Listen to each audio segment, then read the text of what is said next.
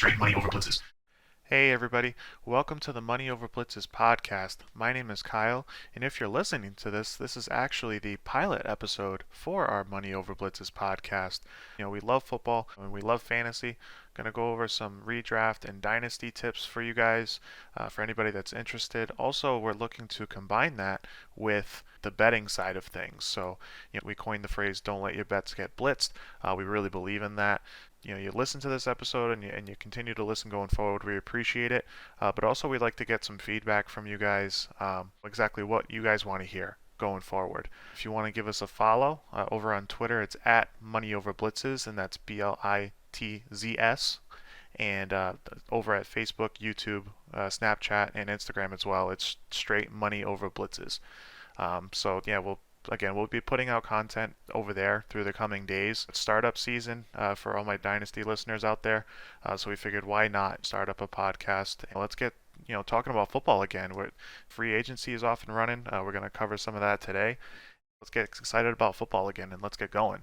On that note, well, I figured we'll go through team by team, kind of, and try and talk about the more notable signings that have happened so far and player movement that's happened as of March 21st at 5 o'clock. That's when this is being recorded. I'm sure there'll be some more movement going on, especially as the draft happens. But we figure why not? Let's recap what we have so far. So we'll start off in the AFC East, and we'll go over what the Buffalo Bills have done so far.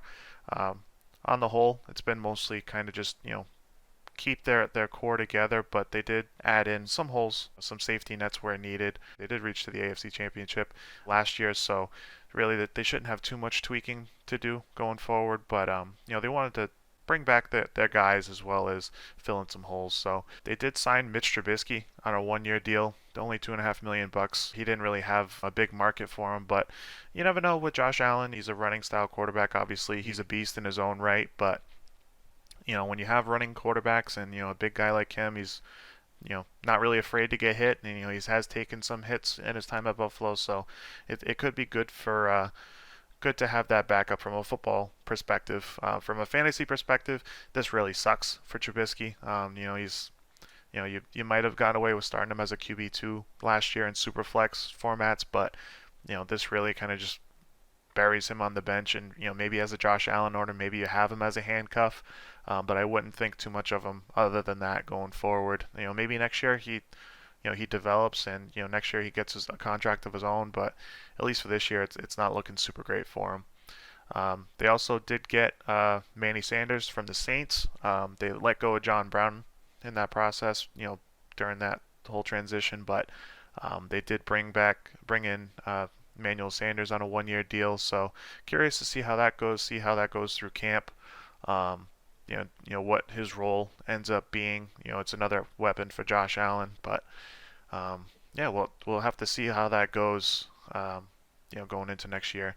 They also signed Jacob Hollister, tight end, on a 1-year deal. Not super crazy, not super sexy, but again, just filling in holes. And they did bring back their stud linebacker Matt Milano on a 4-year deal, $41.5 million, and Levi Wallace as well. So, and John Feliciano, that was another good one to guard, on a 3-year deal. So, like I said, good to bring back some of your core players and fill in holes where needed. For Miami, they did bring in Jacoby Brissett on a 1-year deal. So it'll be probably a good backup for Tua, maybe a good mentor for Tua. I don't see Tua being supplanted by Brissett at all, but you never know. They could open it up to a competition, but again, I think it was more for depth than anything else. The big signing to this point for the Dolphins was Will Fuller. He signed a 1-year deal worth about $10.5 million. And then it had another $3 million in incentives. So the $10.5 million was guaranteed actually. So I'm curious to see how that works with Tua. Tua was never, um, you know, even in college he wasn't a big, push the ball downfield kind of guy. It was more, hyper accurate pinpoint passing. So Will Fuller's really a stretch the field kind of guy, but you never know, they could catch him on those deep crossing routes and just really get the ball in his hands. Whether it's a deep crosser or some drags lower to the line of scrimmage, closer to the line of scrimmage, some bubbles. Yeah, I'd be really curious to see what they do with him going forward. So that was another 1 year deal. So I'd be curious to see what how this year shakes out for him, and whether or not he tests the open market or not going forward. But Miami needs some weapons, especially after last year. That they kind of, I think that's really where their screaming need was, and where they tended to struggle, because when you're thrown to any Tom, Dick, and Harry that you can find, it gets to be pretty tough as far as actual production over there and actual moving the offense. So be curious to see how that goes. But the Patriots here, they they they've been very busy. They got that stimulus check and they went to work. So they did bring back Cam Newton on a 1 year deal worth up to 13.5 million. So I'd be curious to see how that goes. A lot of it is incentive based, so I know a lot of people from at least a passing perspective, it didn't look super great in that offense, but he especially in fantasy, you have the rushing upside there, so kind of kept at least somewhat of a floor. But on the whole, the offense definitely needed some improvement. So I'd be curious to see what the Patriots do in the draft, especially at the quarterback position if they bring in anybody to compete with Cam. Only time will tell with that. But they did bring him back, but they also brought in Nelson Aguilar, Kendrick Bourne, Hunter Henry, and Jonnu Smith. So those are the big additions on the offense.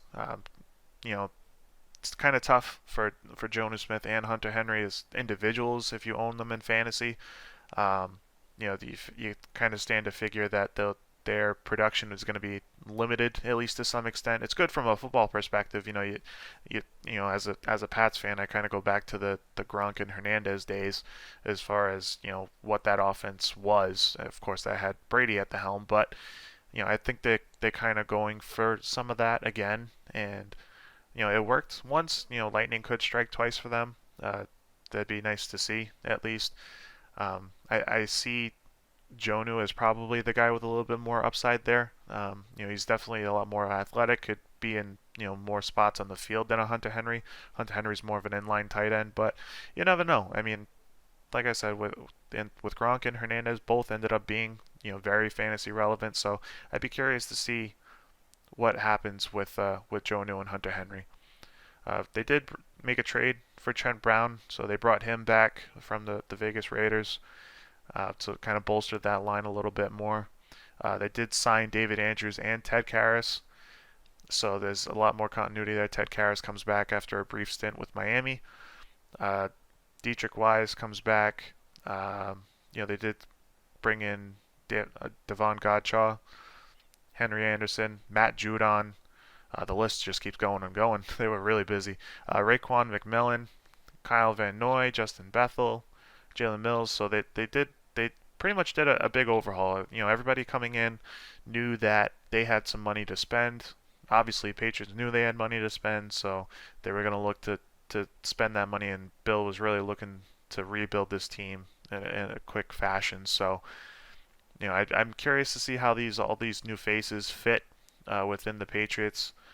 Within that locker room and how they work out going forward. So it should be a very interesting season. And we still have the draft to worry about. They have the 15th pick.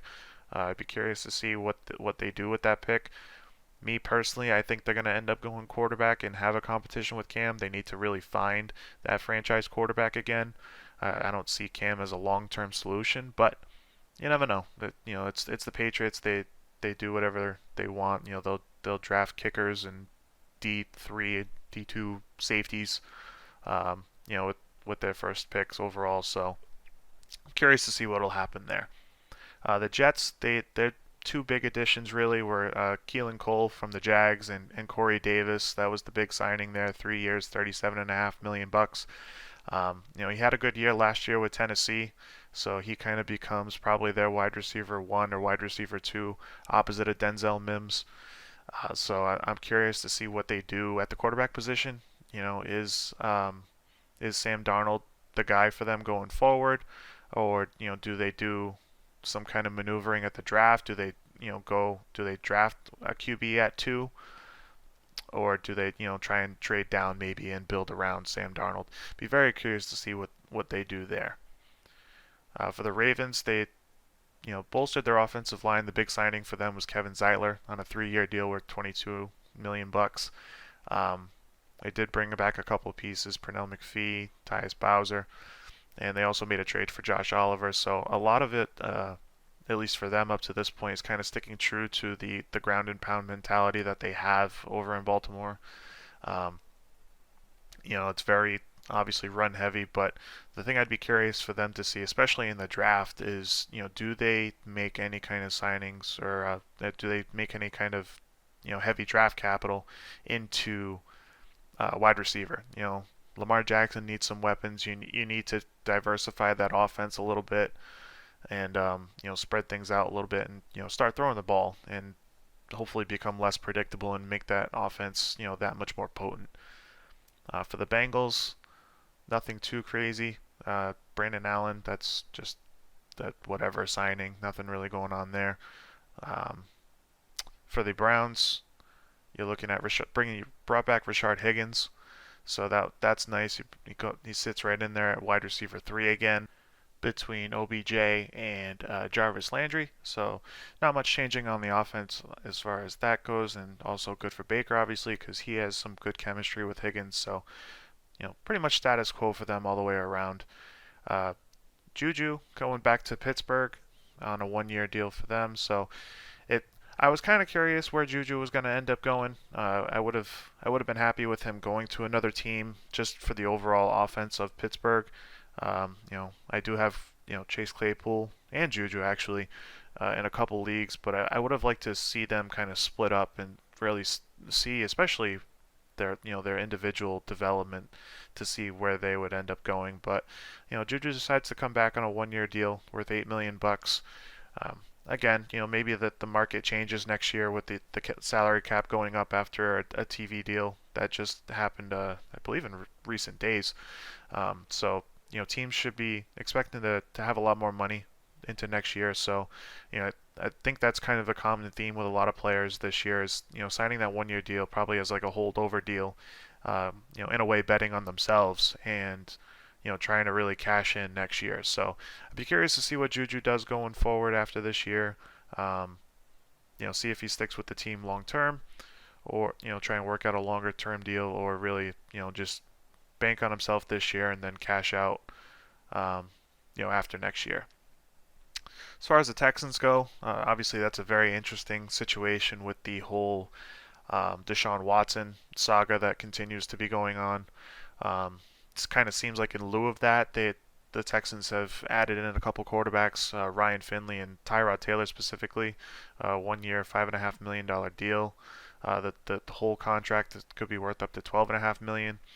So obviously Tyrod Taylor came into last year for the Chargers as the starter. If a doctor didn't puncture as long, I'd be curious to see how long he would have lasted, and we wouldn't have known the legend of Justin Herbert as it came to be. But he played decently in his first few games, so I'm wondering if Houston is preparing to maybe send Deshaun Watson off on a deal. Obviously they have to make some draft capital back after the horrible trades that they've been making up to this point, and blowing up that roster. But it's going to be interesting to see what they do. They did also bring in Mark Ingram, the corpse of Mark Ingram, on a 1-year deal worth up to $3 million. I guess it's just a kind of a depth piece. So not sure really if there's much to be made there. But they also did bring in Philip Lindsay from Denver. He signed a 1-year deal worth $3.25 million. So he did have some talent. An undrafted guy, has a great story, but didn't seem to be quite a fit over in Denver. So I'd be curious to see how Philip Lindsay pans out in Houston. Moving over to the Colts, of course, their big deal of the offseason has been Carson Wentz. Of course, they got him in a trade with Philly for a 2021 third-round pick and a conditional second-round pick next year. So, everybody's, in terms of the the Colts themselves, they have eyes on this Carson Wentz deal and how that's going to work out for him as kind of a reclamation project of sorts. Of course, going back to Frank Reich, that's where he had success in Philly early on. So, I'd be curious to see how that works, and if he's able to really rebuild his career from what he had. And he has a couple weapons. Obviously, you have Jonathan Taylor in the backfield, and now you have Marlon Mack. He came back on a one-year deal. You have Michael Pittman there as well. Paris Campbell, Zach Pascal, to name a couple guys that Wentz will have to throw to. So I'm really curious to see how, you know, being in a new scenery, away from Philly, away from those crazy fans, to see how they do.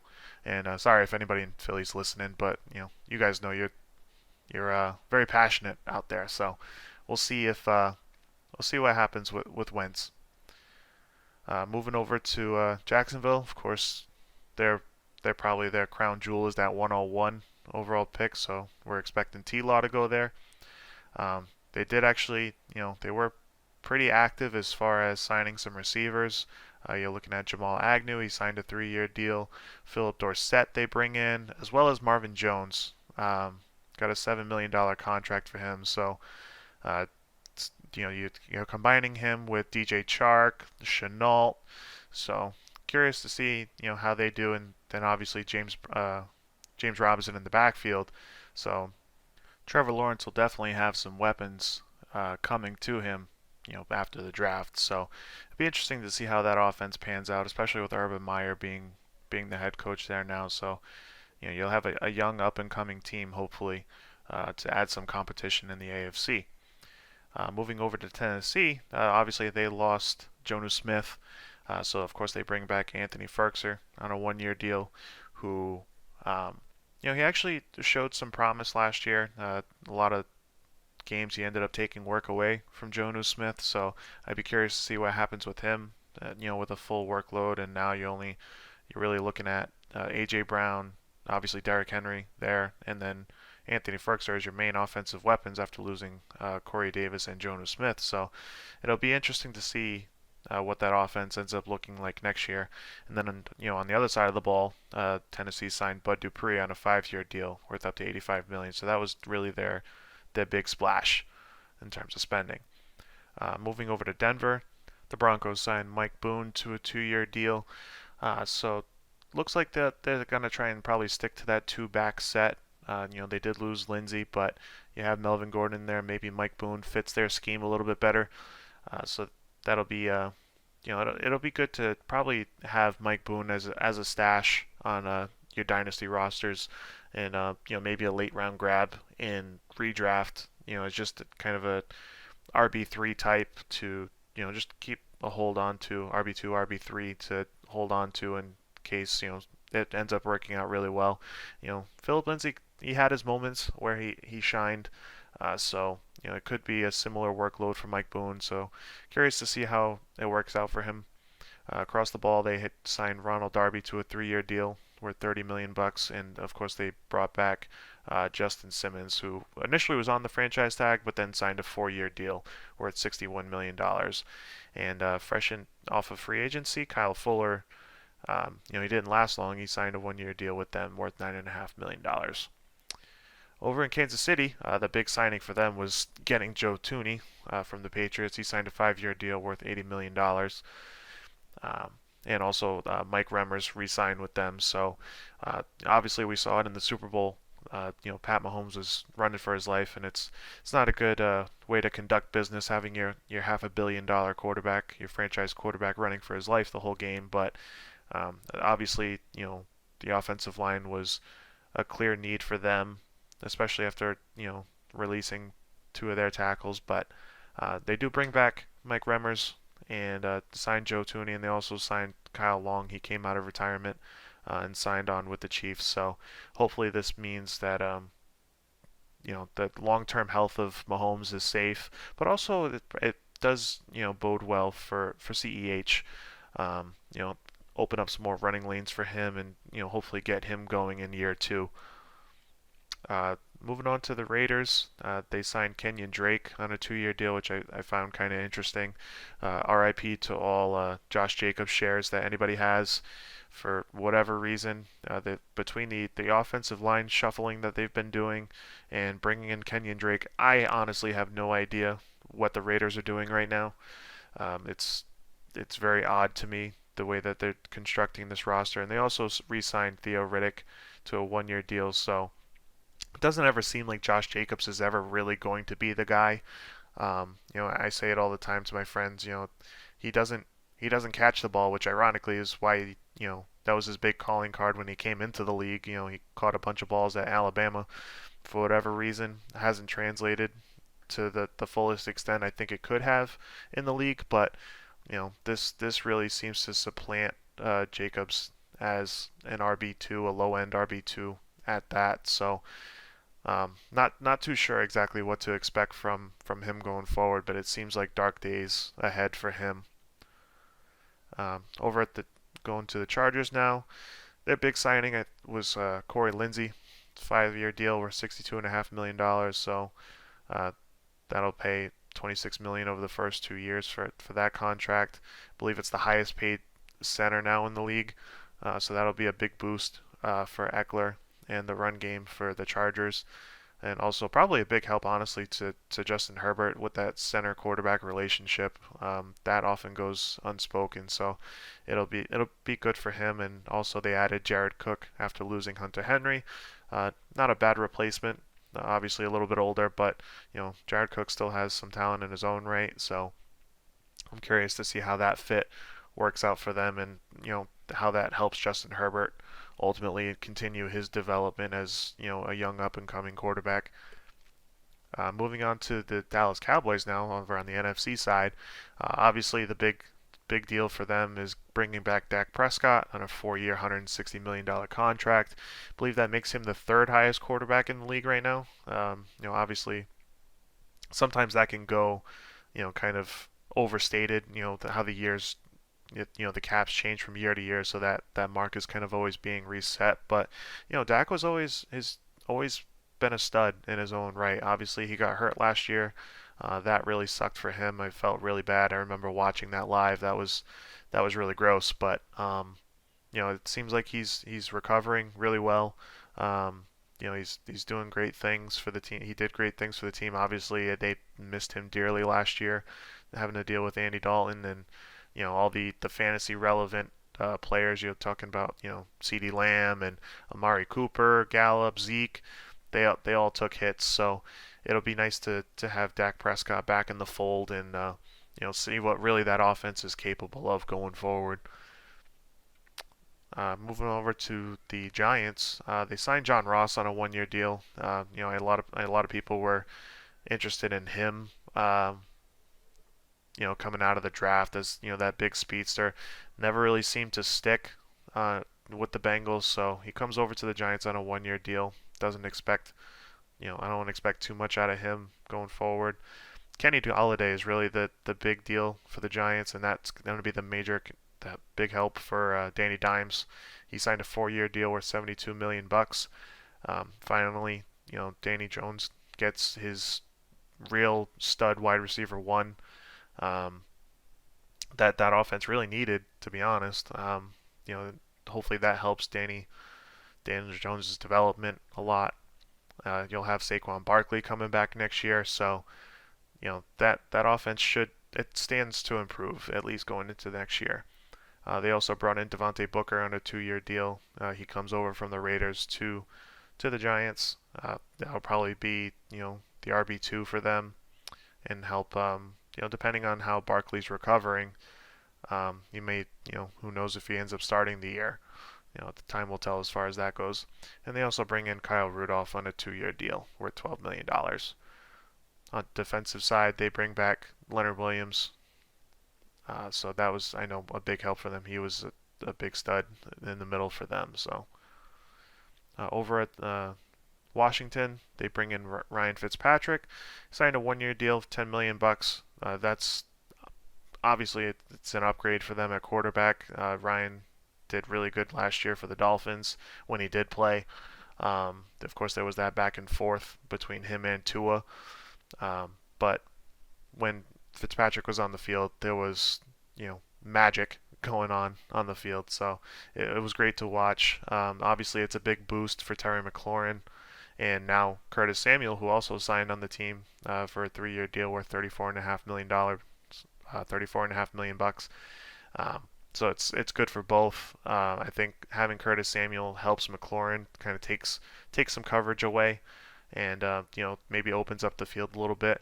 Ryan Fitzpatrick, he's always had that YOLO lifestyle, that YOLO quarterback style of play. So um, he'll just throw it deep, and that should help with McLaurin's speed, and as well as Curtis Samuel. He's another offensive threat. So both them and Antonio Gibson, I'm really excited to see what happens with that offense, and um, see. I'm kind of curious to see what Washington does in the draft, to see if they end up drafting another quarterback or if they stick with Heineke as kind of the younger guy and Fitzmagic, kind of mentors him, or what the plan is for them going forward. But all of a sudden, this offense becomes really, really interesting. An offense that only had a couple players that you were really looking at.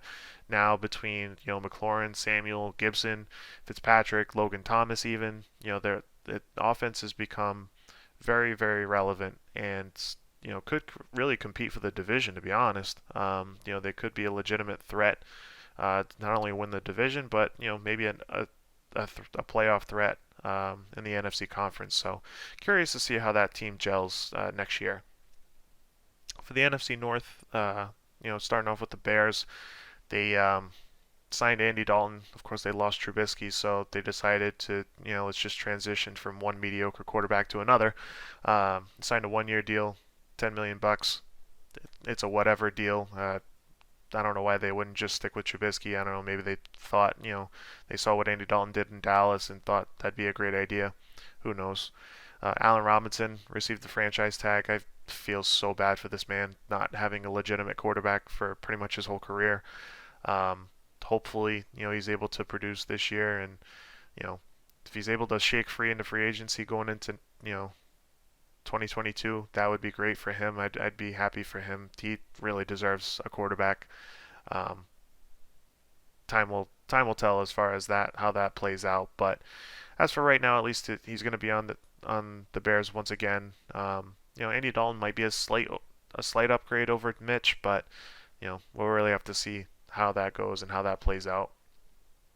For the Lions, they of course made the trade with the Rams to acquire Jared Goff's services and shipped off Matt Stafford. In that deal, they managed to land a 2021 third round pick and first round picks in 2022 and 23.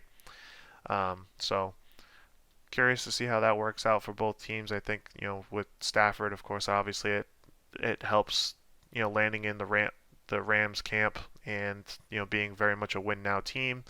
The Lions, this kind of really signals a rebuild, starting off a rebuild for them. So I'm not sure how it's really going to pan out for Jared Goff, but we'll see how it goes. They also brought in Jamal Williams, who signed a 2-year deal, and Brashad Perriman and Tyrell Williams, both 1-year deals for both of them. So the offense is very much downgraded on a whole. Losing Marvin Jones, you lose Matt Stafford. So really, you're only left with now you have Goff, DeAndre Swift, and T.J. Hawkinson. So not sure what to really expect from this offense. I don't have high expectations for them, but you still have the draft obviously to come, so that they could acquire some players. You do have that extra third round pick you got in the Goff deal now. So hopefully they make the best of their picks and start the rebuild off right. For Green Bay, the lone move that they've made up to this point is bringing back Aaron Jones. Obviously, that's a big deal for them. He re-signed on a 4-year deal worth up to $48 million. Of course, we know what Aaron Jones can do in a Green Bay offense with Aaron Rodgers at the helm. So I don't expect much to change there. Of course, a lot of people were trying to acquire A.J. Dillon in dynasty leagues. This kind of really hurts for them. Especially those that paid, first round plus, thinking that A.J. Dillon was going to be the guy. Obviously, it doesn't seem to be the case there. Aaron Jones, I expect him to settle right back into his role as being the top back and really being an RB1 again. I don't see much changing this year as far as his usage. And of course, they let Jamal Williams go, so now you're only talking a split between Aaron Jones and A.J. Dillon. So not much changing there as far as the team itself goes. For the Vikings, they bring in Patrick Peterson on a 1-year deal worth 10 million bucks. Curious move, I think, for them. Maybe they feel like they're kind of in win now, and you know, hopefully Peterson can bring in. That defense needs a lot of help, so hopefully he can come in and mentor, their corners and still really be a leader. But they decided to bring him in into the group. For the Falcons, they bring in Lee Smith in a trade with Buffalo in exchange for a late round pick. I know beyond that they've done some rearranging of money with Matt Ryan's contract. So curious to see how that plays out long term. And they moved some money to create some cap space into his later years. So they do have a high pick in the draft. Curious to see what they do with that pick. And do they trade down? Do they take a quarterback up high to sit behind Matt Ryan and learn, or do they trade that down and try and build up more picks? That they could use the depth. So curious to see exactly what they plan on doing going forward with the team. Moving on to Carolina, they bring in David Moore on a 2-year contract. Nothing really crazy there. Dan Arnold comes over from Arizona on a 2-year contract. And not much movement other than that on their end. Curious to see what they do in the draft.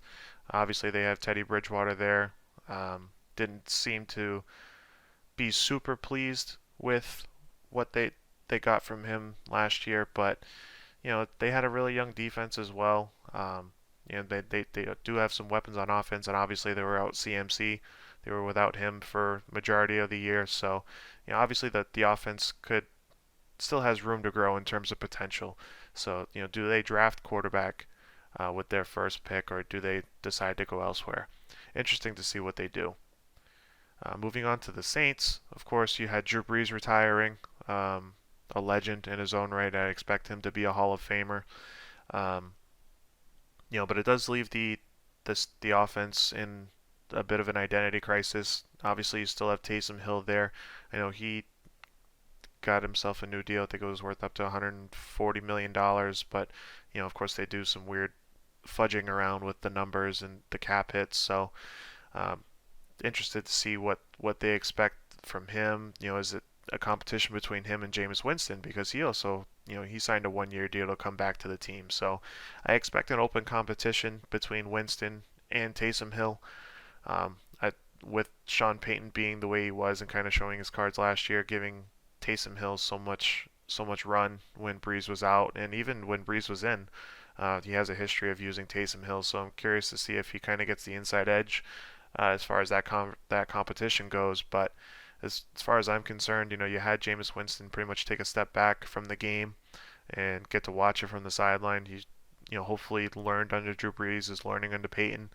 Maybe he comes back kind of revitalized and eager to compete, and maybe he does have a better shot at that starting spot. So we'll see how that goes into next year and through camp. For the Bucks, he's defending Super Bowl champs. Chris Godwin got himself the franchise tag, so he's coming back. Gronkowski, he's coming back on a 1-year deal. Of course, their big money spend was over at defensive end with Shaq Barrett, having to bring him back. Re-signed him on a 4-year deal for $68 million, and Levante David also had to re-sign him on a 2-year deal. So the crew is back in town. They're just trying to keep that cluster together as long as they can. Obviously, they're in win now with obviously winning last year and still having Brady. Just trying to keep the group together as long as they can and capitalize on this window. Moving on to the Cardinals, they sign AJ Green on a 1-year deal. I find this kind of interesting. They decide to, at least for now, it seems like they've decided to move on from Larry Fitzgerald, and you bring it. You have one old receiver leave and you have another one come back in. So I think AJ Green still has a good amount of talent. Obviously, he's been mired by injuries, and it's been a tough go for him in the last year or so. But I think he still has some gas left in the tank, and obviously he's been very talented. And it should help Kyler Murray. Should help that whole offense. Should help DeAndre Hopkins as well.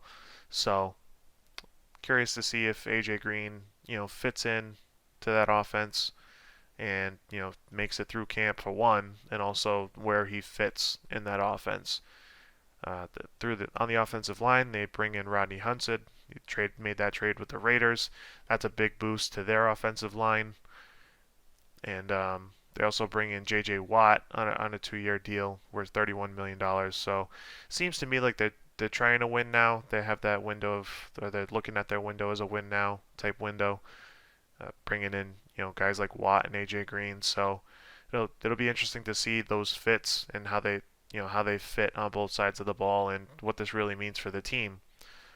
Because they seemed pretty average. It was exciting from a fantasy perspective having Kyler Murray and Hopkins and all them, but from a football perspective, that it didn't really translate as well to wins and losses. So maybe moves like this kind of puts them over the edge in that competitive NFC West, but only time will tell as far as that goes.